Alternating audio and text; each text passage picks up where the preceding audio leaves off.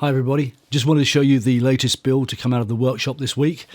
A bit of a departure for me this time, a neck through bass, something I've not actually built before, strange enough, even in 10 years, always built bolt on or glue in for basses. Anyway, so let's have a look at the construction first. 2 pieces of Canadian maple through the middle, then separated by 3 layers of walnut. The sides are alder. Keeps the weight down quite significantly. The whole thing's probably around somewhere between 8 and 9 pounds. And on the top, we've got some curly maple. I don't know whether you can see that on the camera there, but it's got a gentle flame and it's nothing too extreme.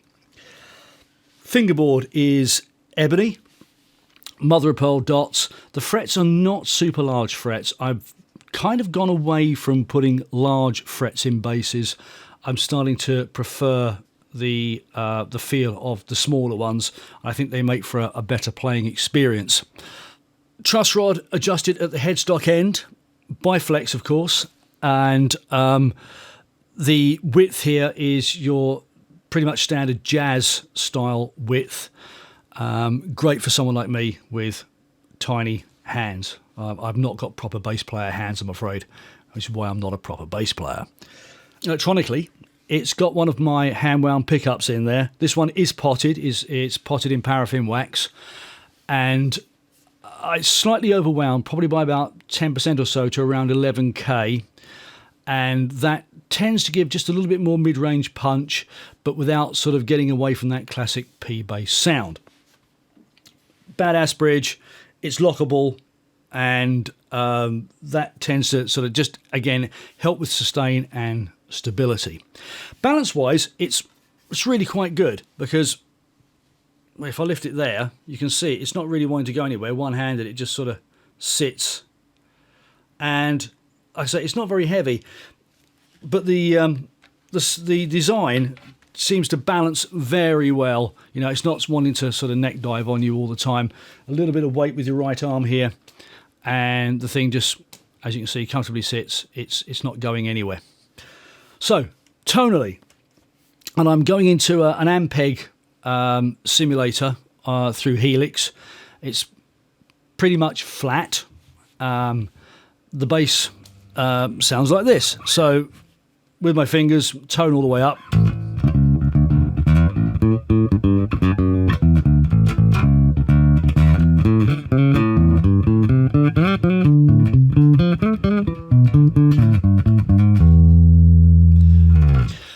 One thing I noticed that seems to be a benefit of neck through designs is that the response is very even up and down the neck. You don't get kind of hot spots on neck through basses. If they're made well and they're made solid, they have a tendency to have a very, very even response, which I quite like. If I turn the tone down a bit, it doesn't make a lot of difference with your fingers.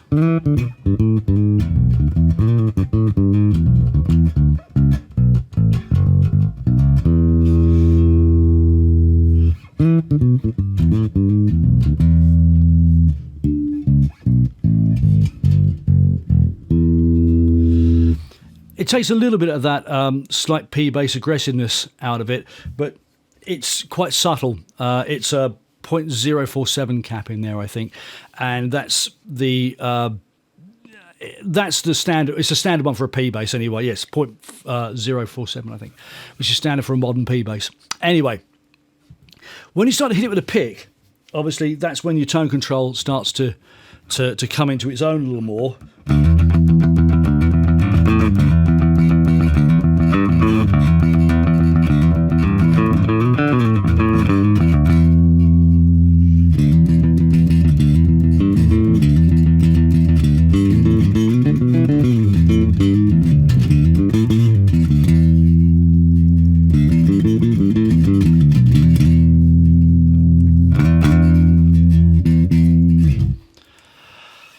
And not that I can demonstrate it very well, but it does have a fairly good sound for slap bass.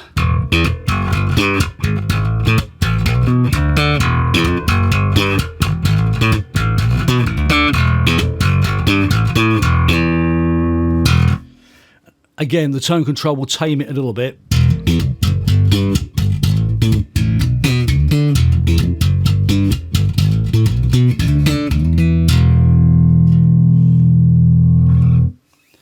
But there you go. All in all, very happy with the design. It's come out really, really well. It's an oiled finish, so no nitro on this one.